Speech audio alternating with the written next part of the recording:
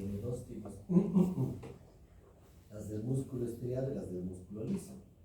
Estriado, la parte alta, ¿no? Corresponde a la hipofaringe, al lunes, al superior y el esófago proximal. Y los del músculo liso, que son los dos tercios distales. Cuerpo y esfínter, principalmente cuerpo distal y esfínter inferior. Esto te va a condicionar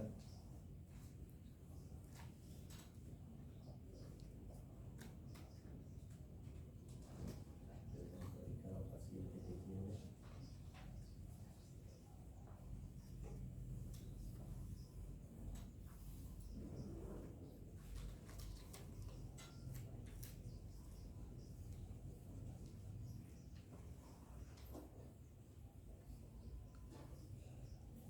Algunos de salud, no solamente es de medicina, está bioquímica, está enfermería, está fisioterapia. Un odontólogo me escribe y no sé también lo que escribe. ¿No? Eso dice mucho.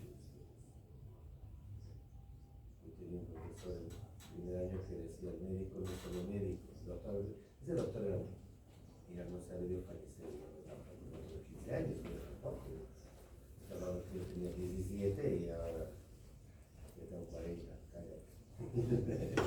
En euros, pero a 10,80 callado.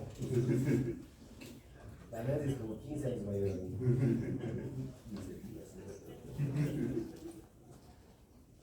Pero él decía: el médico no solo es médico. Hayas venido. Ay, mira, eres cuarteto. Estás de rojo. Habías venido. Qué milagro para cerrar la semana. Dichosos los hombres que te ven. Este no está dentro de los 144. Les garantizo que no está. Y decía que los médicos no solamente somos médicos, somos abogados, somos ingenieros, somos arquitectos, somos psicólogos, somos terapeutas, porque todo. Si se han fijado en la consulta, hay pacientes que vienen por el mero gusto de charlar más un rato, porque no tienen nada, pero vienen solo por el placer de por lo menos hablar un par de estupideces ahí que les hace sentir bien. Si se dan cuenta, hay muchos pacientes que vienen ya. ¿Ustedes han visto cuando lo tocan? Muchos que tú dirás: no, doctor, ¿para qué ha venido? Si está muy sí, pero el mismo hecho de tener que venir a sentarse sea desde las 6 de la mañana no le condiciona estrés, le condiciona tranquilidad. Sale de su entorno, sale de su casa, se viste. Por eso yo no hago visitas domiciliares. Yo no atiendo con domicilio. Primero, porque mi especialidad no me permite. Porque el mínimo dolor que encuentro tengo que pedir una placa, tengo que hacer, eso no lo hago en una casa. Y segundo, porque si yo a este paciente de 80 años le obligo a ir a mi consulta cada 15 días, tiene que vestirse, arreglarse, cortarse el cabello, todas esas cosas. Ducharse, todo. El mismo paciente obliga a su familia, mujer u hombre. Y si son señoras, que tengo que ir a la peluquería, que mis manos, mis uñas. Esas son cosas que al paciente le da por lo menos un poco más de vida. Y le dice que todavía está en boga. Es por eso que uno tiene, no, ay, qué malo eres, ¿por qué no vas a la casa? No es por malo. Es más bien para hacer un poco de terapia al paciente. Entonces, ahí entra la psicología, ¿no? ¿Quién lleva psicología desde el grupito? ¿Quién lleva? SPI, psicología de alguien. Yo no sé cómo les ha permitido eso en mi época. No se podía eso de, si no llevabas una materia estabas poco más abandonando, era obligatorio, tenías que usar una carta para abandonar y además ya estabas para el siguiente año. Si fuera decano yo empezaría a las 5 en punto de la mañana las clases. Le digan si no es verdad, empiezan temprano, les va mejor de todo el día. Para estar con lagañas, con su pomada, ¿no? Ay, Dios mío, miren quién llegó, apenas está caminando. Ese sí ha tenido un embate social la noche. Era aquí al frente, papito. Hay lugar. Pues al fin ya, el manco, cuadripléjico.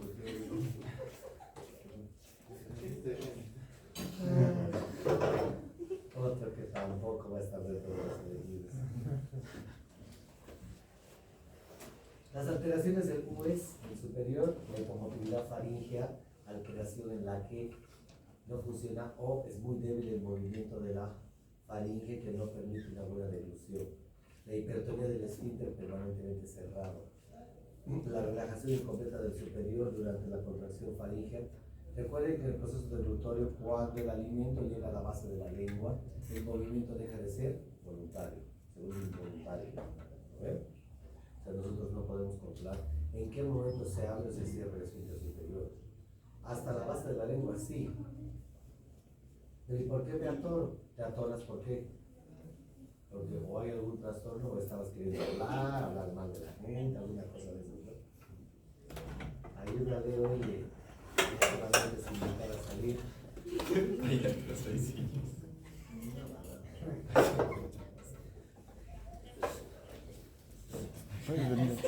Acabaron los caballeros. En mi época te hubiese dicho una guarangada por falta de caballerosidad. Pregúntale a su papá si no. Yo hubiese mirado nomás. Y ahí venía así. Yo le vi chiquita la mano de su papá. La mano es la mano de su papá. De un manazo ahorita tu espalda agarraba hasta tus rodillas.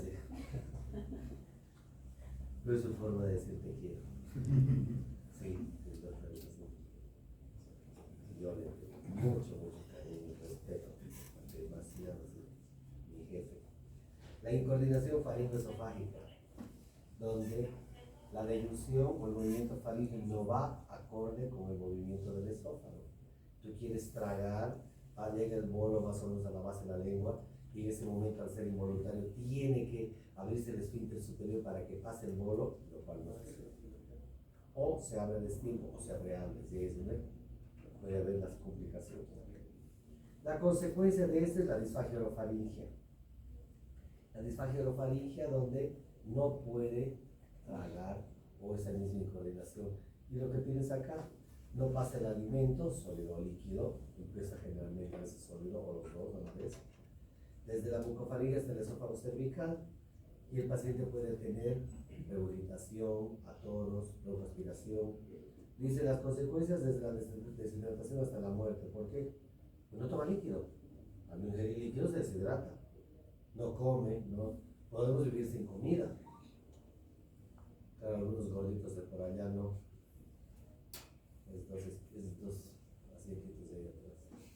Los juntitos había que estar, mira, de los dos grupitos. Qué milagro, señor Ricardo, va a nevar hoy día, chicos.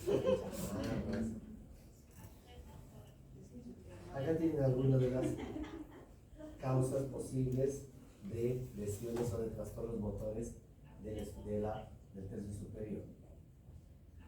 Como disfagia orofaringea, alteraciones estructurales del sistema nervioso, musculares, metabólicas, infecciosas y iatrogénicas. Por supuesto, que cuando te pregunte en el examen te diré que dentro de las alteraciones metabólicas la tirotoxicosis, ¿por qué mecanismo produce disfagia orofaringea? No te está diciendo, ponga en la lista las causas de alteraciones metabólicas. Debe estar ahí un pito eso. Debes saber por qué la tirotoxicosis.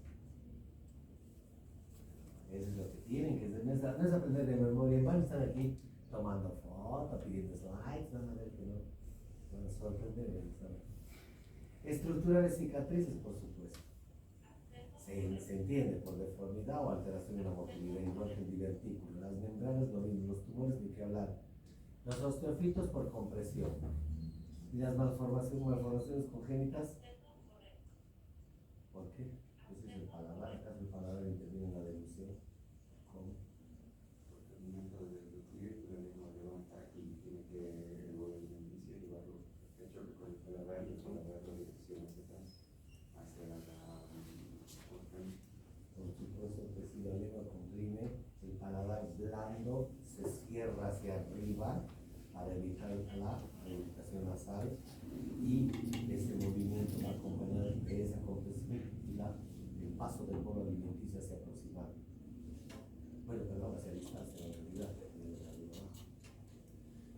ves, los traumatismos, la parálisis cerebral, lo que les va a dar a muchos el lunes. El Guillain-Barré. No se extraña, inicié al final de medicina interna eran 400 preguntas, no me acordaba mi nombre. No me acordaba mi nombre, estaba tan nervioso. 400 preguntas allá en 1900, que te importa. Pero salimos airosos. Pobre que no saquen uno de internet. Pobre que 72 como en patología. A la Nancy, ¿está dando clases a la Nancy? ¿Pediatría? No, no, pediatría, en nutrición. Me voy a quejar, ¿sabes? Con mi cafecito, en otra época voy a decir con el pucho, pero ya no existe eso.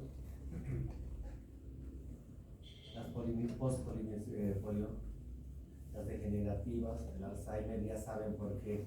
Acá las extrapiramidales, o sea, que ustedes estaban, aquel grupo, ¿no? Esa señora que no podíamos hacer, ese señor, la manometría, porque tenía Parkinson, ahí está la causa. El señor muy, muy cooperador, pero tragaba. Y eso es un Parkinson suave. Francamente, que yo siempre nos libre de Parkinson o que alguien nos cuide. Imagínese ese señor botado de su casa a la de Dios. Si le dan que comer, diciéndose una bandeja en la mesa. Y acá tienen otra lista. Las características de la disfagia orofaringe, sensación de detención del alimento a nivel cervical. Primero hay miedo. ¿Por qué? Porque ya te has atorado varias veces. Tienes y describe el paciente que se me queda la comida. ¿Dónde? Aquí arriba. No. Es como que se quedara en mi nariz, como que se quedara en mi boca, en la parte de atrás. Y ahorita escribe. Es inmediato, no es tardío. Ya les he dicho, porque el mecanismo del glutorio, cuando el bolo alimenticio está en la boca, el proceso de masticación, una vez que va a ser deglutido, todo es voluntario hasta que llega a la base de la lengua, y eso es lo que acaba de decir Felipe. Después es involuntario. Al ser involuntario, tú ya no tienes cómo decir si trago o no trago, ya pasó. Y ahora, si no abre el esfínter superior, retorna, ¿no ve? O se queda ahí, o se va al árbol respiratorio. Una de dos. Lo vomitas como desahogado. Regurgitación nasal oral según la gravedad, exactamente. Muchas veces el paciente describe salida de alimento por la nariz. Tos, crisis de asfixia, disfonía, gorgoteo, pérdida de peso y síntomas específicos de cada patología con la cual estuviera presentando el cuadro. En el examen físico el paciente no tiene ninguna alteración, excepto síntomas y signos típicos de la enfermedad de base. ¿Lo ve? Este cuadro es bastante antiguo, pero es muy útil, aún ahora, aunque de aquí ya no usamos muchas cosas. La historia clínica nos describe, siempre hay que preguntar al paciente si tiene o no tiene regurgitación nasal, si se le traga el alimento, si se atora mucho al comer. Identificar síndromes alternativos como el globo histérico. Otra vez, ya no se veía el globo histérico, pero otra vez estamos viendo el globo histérico, y es más duro ver en varones que en mujeres. El globo histérico es lo que describía, ¿no? Se me tranca. En las personas mayores, en los adultos mayores, se está volviendo a ver tiene un componente psiquiátrico importante, el abandono condicional que el paciente busca alternativas en cuanto a la ayuda. Es fácil, ¿no ve? Eres el hijo de mis papás que se queda en casa.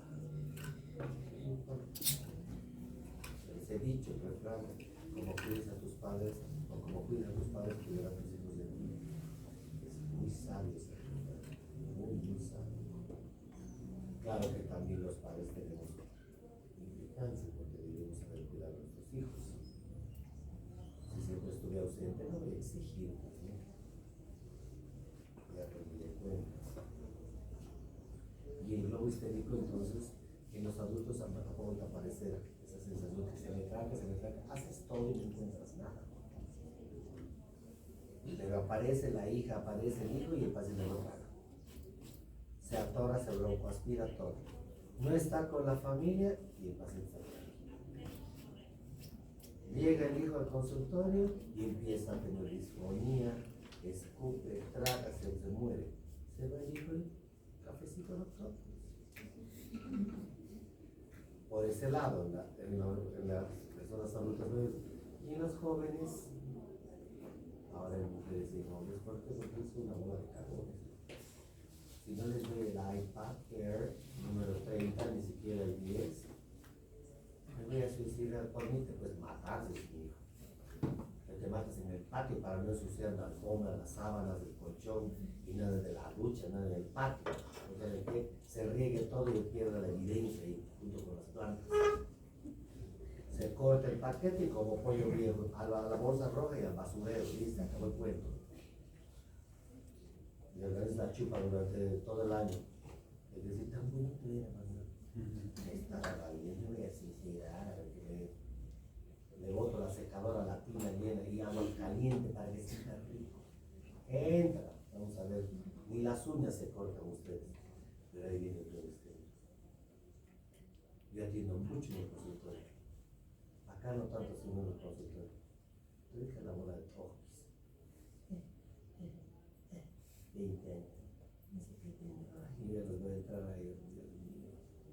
Si fumara, los escucho salir y creciendo, sin respirar, agotados. Así entran, así entran. La madre y el padre a cada lado. ¿Se va el padre? Mi mamá no me deja salir. No me deja salir. Es un acto de rebeldía y nomás de ir y de vuelta y me volaban las bolas del juicio y me lo volvían a reinsertar. Claro. Yo ya veía el ejemplo de mi hermano mayor. El ejemplo siempre es bueno, ¿no? El mayor así eso no. Efecto. Pero se ha vuelto a ver ahora. Laboratorios de imagen, cualquiera de los laboratorios, puede hacer mamometría, puede hacer ¿cómo se llama? Una visualización directa por una laringoscopía. Si no hay evidencia de proceso sistémico, una endoscopia para evaluar lesiones estructurales o desviación. Si hay, se debe tratar. Si no, ¿qué haces? Cable, el cable, como ya no hay cable de las planchas, el cable de la radio. Así, el tema del globo, luego un ratito vas a ver cómo te ha pinchado el globo como este. Bonito hay que darles a ustedes. Y aún esta edad, bonito. Ya les he dicho, ¿no ves? Forma de morir 1999, decirle a tu madre, no me dolió cuando te pega. Ay, a ver, dile a tu mamá, no me dolió. Ahí sí vas a ver sangre de la buena. Tiene sus implicaciones esto. Cuando es positivo, disfunción neuromuscular, hay que evaluar siempre la parte neurológica. Aquí entra la ayuda de la resonancia de la tomografía para ver si hay algún trastorno o alguna alteración neurológica o un accidente cerebrovascular, más si son mayores. Ahora hay gente joven, buscar enfermedades autoinmunes que puedan condicionar como las vasculitis autoinmunes, que pueden condicionar lesiones cerebrales que puedan a la vez llevar a la disfagia encefálica. Ese es el enfoque, no solamente decir, ay, no, mentira, no hay nada. Mentira, hay que buscar la causa. Laboratorios, en general, donde se ve que, exceptuando, según la patología, las alteraciones propias de esta, no tienes otro cambio. El encefalograma varietado tiene su utilidad, pero ya no tanto, porque sirve. Actualmente hay que hacerlo en vez de bario, hay que hacerlo con urografina. ¿Por qué? Porque si se aspira la urografina en el pulmón se reabsorbe, en cambio el bario no, y el paciente se muere, en vez de disfagia, se muere por neumonitis química. Entonces no es mala idea, ¿no? Ese es el problema. La endoscopia, que nos sirve para evaluar si existe la presencia de alguna de las lesiones que hubiésemos descrito. Si no hay nada, sospechas de un trastorno motor inmediato. La manometría esofágica, buscando la coordinación faringoesofágica y la capacidad de relajación y de contracción del esfínter superior. El tratamiento según la patología de base.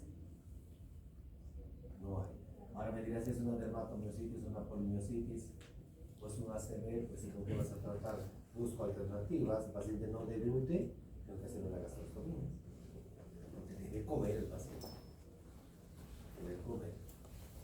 Hay formas de. ¿Hay cuánto tiempo hasta que el infierno se congele? Porque el problema neurológico no va a volver a arreglarse.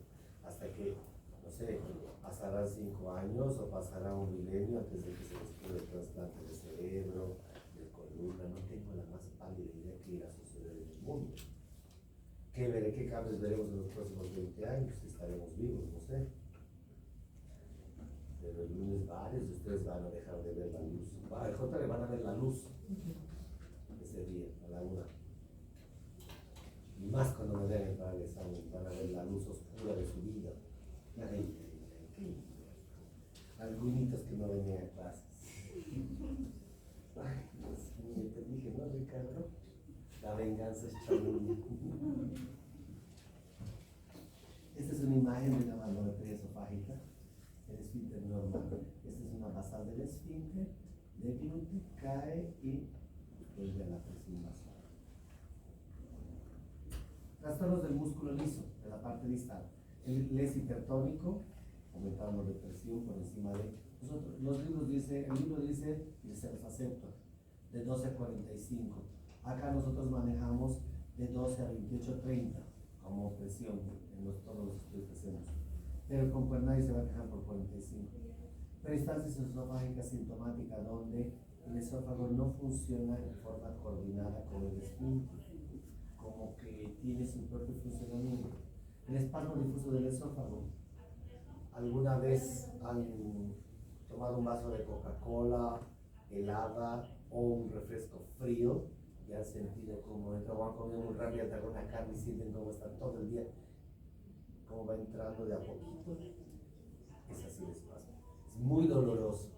Tanto así que cuando investigamos en manometría esto, le damos al paciente a tomar Coca-Cola o una bebida helada, se destila por la sonda para desencadenar una crisis de espasmo. Es súper doloroso, el tratamiento no es nada fácil, porque es sintomático, es un poco relajante. La calasia, que es la madre de todos, y el trastorno motor en específico. El esfínter hipertenso es un trastorno primario, o sea, no tiene un origen. Si es primario, no tiene origen, es propio del esfínter. Aumento de la presión por encima de 45. Relajación incompleta con la deglución. Recuerden que en el proceso de digestión y en el proceso, el movimiento del esófago, una vez que el bolo pasa o abre el esfínter superior, que empieza la onda primaria junto con la secundaria, y eso condiciona el transporte del bolo hacia el distal. Este mecanismo, como ya les he hablado por las relajaciones transitorias, previamente prepara el esfínter con las relajaciones, la apertura del esfínter inferior. En este caso, si el esfínter está hipertenso, cerrado, aunque se mueva el esófago, puede condicionar de que no se abra el esfínter. Múltiples son las causas, pueden ser desde lesiones, tumores o un proceso inflamatorio reactivo como en la EC. Y a veces tenemos que romper un poco las fibras para permitir la apertura, porque no encuentras otra alteración.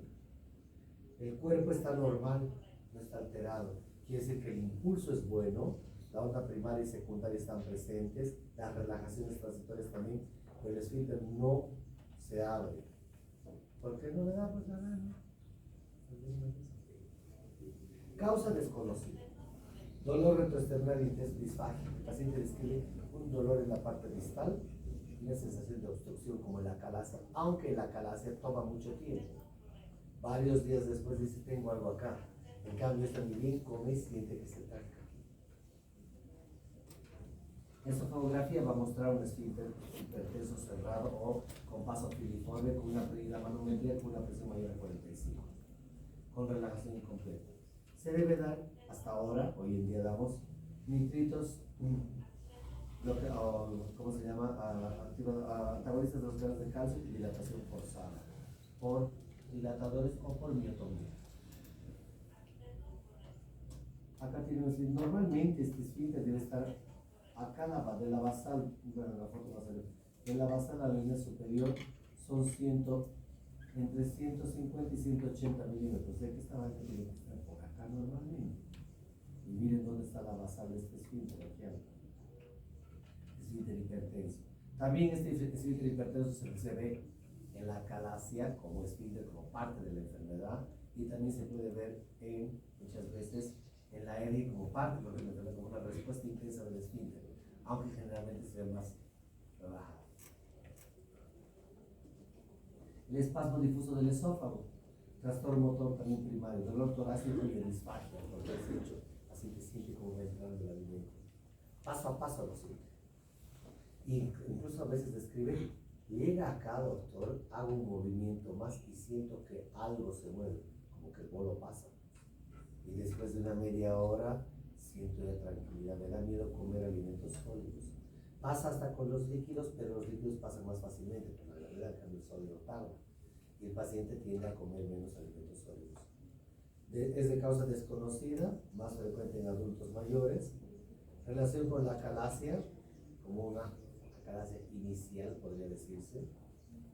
Y un trastorno motor de tipo intermedio, porque puede estar presente como primario, principalmente del cuerpo, o puede estar como consecuencia de otra patología, generalmente la hernia. El diagnóstico en esofagograma. Das el trago de bario y ves el rayos y el bario se queda parado de arriba. Luego mueve, o sea, por etapas, como un rosario. La endoscopía alta que nos va a mostrar el paso directo y a veces unas ondas contráctiles. La manometría va a mostrar ondas simultáneas. Las ondas simultáneas son, les voy a mostrar ahorita, como es una junto con otra. En vez de ser progresivas, estas están todas al mismo nivel, quiere decir que no generan movimiento, no generan impulso. Las ondas peristálticas tienen una amplitud alta, son grandes, superan los 120. Contracciones repetitivas, doble y triple pico, o sea, varias veces se contraen. Acá tienen eso. Si se fijan acá, esta es simultánea, toditas están al unísono, a la misma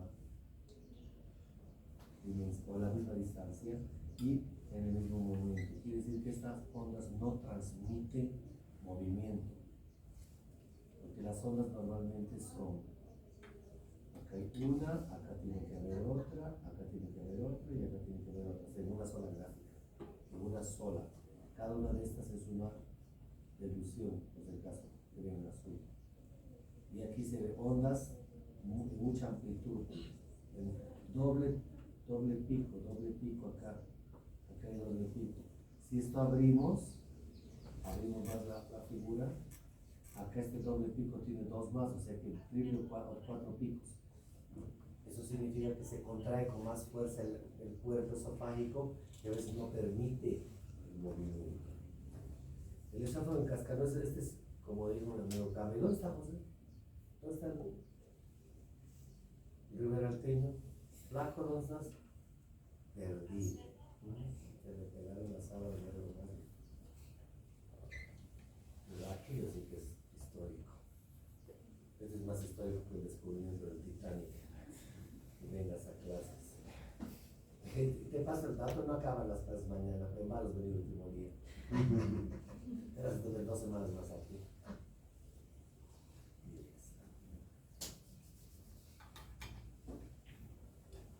Gran presión peristáltica esofágica, las ondas son muy altas, por encima de 180. Una contractura intensa. Causa desconocida, dolor torácico no cardíaco, raras veces disfagia. Porque el alimento progresa, pero con mucha fuerza, se contrae el esófago con demasiada fuerza.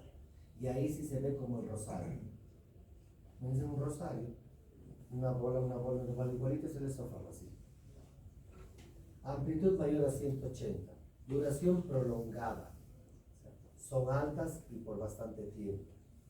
La presión del reposo del inferior es normal o a veces alta. ¿Por qué? Porque tiende esa onda alta a no generar un impulso neto, pero pasa el alimento.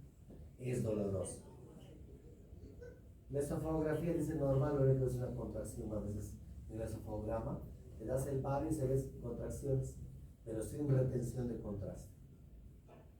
A veces la anatomía o si no da indicación específica. Si se fijan aquí las ondas, sí son progresivas. O sea, esta, la siguiente acá, progresivo, de arriba abajo, quiere decir que se transporta. Pero, miren, si esto es 180, aquí casi 300 está tirando, 2 cuadros. Son grandes y son anchas, o sea, son de gran amplitud y de mayor duración. Tardan más en progresar. Progresan, pero tardan. Es bien incómodo. El trastorno motor inespecífico del cuerpo esofágico, como dice ahí, no cumple criterios de entidad definida. Puedes tener ondas simultáneas, doble pico, triple pico, puedes tener ondas no transmitidas, ondas interrumpidas, todo lo que puedes imaginar encuentras ahí. Es muy común este hallazgo manométrico en los pacientes con ERG. La amplitud y la duración de las ondas pueden estar aumentadas, excepcionalmente están bajas. La relajación incompleta y transitoria del esfínter puede abrirse como a veces no.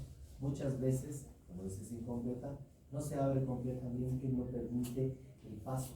Pero si ves la siguiente gráfica, sí permite. Dolor torácico de origen esofágico. Se debe dar bloqueadores de calcio para disminuir la tensión. Y muchas veces acá es parte inherente de una patología de base, como la ERG. Ojo que también los trastornos motores puedes encontrarlos en los tumores por ocupación.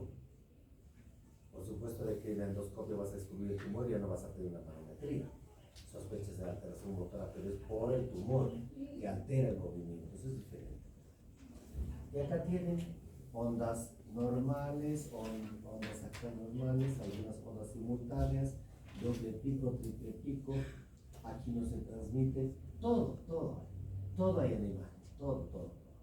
Es parte componente de alguna enfermedad de base. La calasia, que es la dueña y señora del temario, ¿no ve? Significa etimológicamente asin calum, relajación, sin relajación, del griego, ¿no ve? Aquí en español saben, pero no entender, están durmiendo allá. ¿Dónde habrá sido anoche? ¿No? ¿Dónde habrá sido anoche? He estudiado, juras. Estás toda roja y no es por el frío. ¿Dónde está José? Pero aquello es histórico. Eso sí es histórico. Ay, Dios mío. Igual que la liberación de Auschwitz. Igualito. Pérdida de la peristalsis esofágica con falta de relajación del esfínter inferior. Ese es su componente. Cuidado en el examen, toda la vida pregunto, ¿qué es acalasia? Es la falta de relajación del esfínter inferior. Mentira. Es la falta de movimiento, que etimológicamente sería de falta de relajación. ¿Por qué? Porque hace 50.000 años los griegos pensaron que era eso, no tenían patología como ahora. Y en los casos post-mortem, igual que en el siglo XVI, siglo XV, se encontraba comida en el esófago y por ende pensaban que era el esfínter el que no se abría porque se encontraba un esfínter cerrado, hipertenso. Y ahí creyeron que el trastorno era propio del esfínter, cuando ahora se sabe que no es así. El problema es el cuerpo. Ya describió Thomas Wills en 1672 en los hallazgos de las autopsias. Esófagos anchos con esfínter cerrado y llenos de alimento, que decía que pensaban de que entonces al no abrirse el esfínter no pasa el alimento, el paciente se broncoaspira o se desnuda. En 1881 Fomiculix también habló de un problema funcional del esfínter. En el 29 del siglo pasado, Herbie Wake, como incapacidad, ya describieron del esfínter inferior de relajarse. Ya definieron entonces como tal la enfermedad, porque aquí la enfermedad como es el movimiento. No se relaja el esfínter, pero los estudios de fisiología a mediados del siglo XX, los años 60, después de la posguerra, donde se empezó a desarrollar más la medicina, 60, 70 y se instauró y apareció la manometría, dieron cuenta de que el problema era en el cuerpo esofágico, no es el problema en el esfínter. Causa desconocida. Los datos muestran anticuerpos contra las neuronas mientéricas. Ni voy a preguntar dónde está eso. No lo sé. En la fisiopatología hay degeneración y reducción del número de células ganglionares en el plexo de Auerbach. Es el que más se lesiona. Disminución del mecanismo inhibidor de la contracción muscular a nivel del plexo. Ausencia de neurotransmisores de relajación. El BIP y el péptido activo y el óxido nítrico están ausentes en la zona. Quiere decir que el esfínter inferior no se relaja por esa razón. Relajación incompleta del esfínter inferior y aperistasis del cuerpo. El cuerpo está en aperistasis por destrucción del plexo. Entonces, no hay movimiento y queda cada vez más distendido. Al no haber un movimiento y no haber una buena transmisión de la onda primaria y secundaria, el esfínter inferior no se abre. Conclusión, el problema es del cuerpo, no es del esfínter. ¿Está entendido? Fisiología digestiva. Para que el esfínter se abra debe haber onda primaria, onda secundaria, transmisión del impulso, que es quien genera la apertura, por supuesto con las relaciones transitorias del esfínter esofágico inferior. Pero si el cuerpo no envía un impulso porque está denervado, ¿cómo se va a abrir el esfínter? ¿No ven? Entonces el problema es cuerpo, no esfínter. La consecuencia, un esfínter, como que en la manometría, es hipertónico o normal en la manometría. Y acá tienen, ¿ves? El esófago suelto, grande, ensanchado, y un esfínter filiforme que permite el paso, para la famosa imagen en pico de pato o punta de lápiz. Permite el paso, porque no, o sea, el esfínter no se abre completamente, pero pasa el contenido. Y así se ve. Entonces, malintencionado, Pablo, estás durmiéndote. Ni voy a preguntar dónde estabas. Este es un esfínter, no está fibrosado. En el endoscopio vemos así. Uno hace un poco de esfuerzo en el endoscopio y el esfínter se abre. Se abre. El paciente lo tenemos que tener dormido porque ese esfuerzo de empujar el endoscopio. Consideren que el endoscopio tiene 9 milímetros, 8 milímetros. Y esto está cerrado, multiforme. Entonces yo voy a forzar. Al forzar un poco, abro el esfínter, se relaja y pasa. Y tú haces la retrovisión y vas a ver un endoscopio completamente abrazado por el esfínter. Que a pesar de que tú muevas el endoscopio, no se abre fácilmente porque no hay un impulso de arriba. Y acá tienen las causas. Como ves, como trastornos motores primarios del esófago. Acá les voy a pasar esto, vas a retirar. Y acá tienen el cuerpo. Lo que valora es el cuerpo. Esta es una onda simultánea. Todas están al unísono. No se transmiten, no generan impulso. Pero el doctor tiene presión. Pero todas son iguales. Tienen presión a la misma altura. Aquí está a la misma altura. Quiere decir que la onda de acá no pasó acá. Si no pasó, no transmite impulso. No llegó hasta abajo, entonces queda a la misma altura. Como que se contrajo acá más nada. ¿Y qué hago con eso? Eso se llama simultaneidad de ondas. Son aperistasis total, no progresivas, no propulsivas. Y el esfínter en la calasia, que lo tiene hipertenso o normal, el esfínter inferior en la calasia. El tratamiento, básicamente, aliviar los síntomas, mejorar el vaciamiento esofágico y prevenir el desarrollo de complicaciones. Los síntomas, los bloqueadores de calcio, el lisosorbide,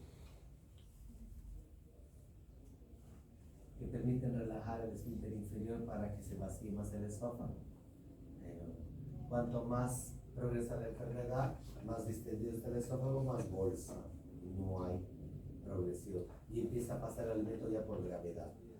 Mejora el vaciamiento abriendo el esfínter para que no se quede el alimento ahí a ese nivel, ya que el alimento en éxtasis produce primero descomposición, segundo proliferación bacteriana. La proliferación bacteriana puede condicionar daño en la mucosa. Hasta el proceso digestivo, que no hay una digestión, sino hay una transformación del alimento por las bacterias en la zona, produce halitosis, produce dolor y molestia. Excepcionalmente el vómito es tardío, no es como en el reflujo. Acá el vómito es 2-3 días después, te dice el doctor, el vómito a la salteña que comí el domingo pasado. tienes. Y la consecuencia final puede ser el cáncer de esófago. ¿Por qué? Porque el éxtasis del alimento con la proliferación bacteriana, la descomposición, genera daño en la mucosa. Y el daño de la mucosa condiciona el cambio y la progresión como si fuera una hernia. Aunque no hay ácido, pero sí hay daño por éxtasis. Las complicaciones, la desnutrición, básicamente el cáncer de esófago. Los trastornos secundarios, o sea, son todos aquellos que, como patología dental, repercuten sobre el esófago. Alteraciones de la motilidad de origen extraesofágico, las colagenopatías, las miopatías y las neuropatías. O como consecuencia de lesiones orgánicas esofágicas, esofagitis, estenosis y causas postquirúrgicas. Opere esto, dilate esto, si no tienes experiencia, y esto. Pero que es un poquito fibroso, después está tragando, como se salte que sale por la nariz, ¿no? ¿Les molesta ver vomitar, jóvenes? Como ayer, les pacientita de ayer, ¿no? No le hace daño, no les trago de por mi sangre. ¿Qué me ha dicho de que tengo que tolerar la sangre para poder ser médico? A ver, tolera las patas. Arriba, ¿no? Ahora ya saben por qué la visita decía llamar al patólogo. No para que haya un estudio de anatomopatología, sino para que lo arregle las patas al paciente. Porque estás pasando una visita y ese aroma exquisito. Que no sabes si es cebolla, hongo, champiñón, qué puede ser, es una mezcla exquisita. Y eso va acompañado de falta de higiene limpia. Eso es el médico. Nada, ¿qué vas a hacer? Lo que se venga, ¿no? La esclerodermia, autoinmune, hipotonía del esfínter inferior. Al estar abierto y el esófago se vuelve un tubo. Falta de movimiento en las etapas avanzadas, muy común de que tenga bastante eje. Hipomotilidad de los dos tercios inferiores, no hay transmisión del impulso. Al no haber transmisión del impulso, ¿por qué? Porque está rígido y el esfínter inferior abierto, entonces como que sube y baja todo, reflujo y daño directo. Pirosis y disfagia. La disfagia no es por esta, sino es por falta de movimiento, la acompañada de la rehabilitación intensa.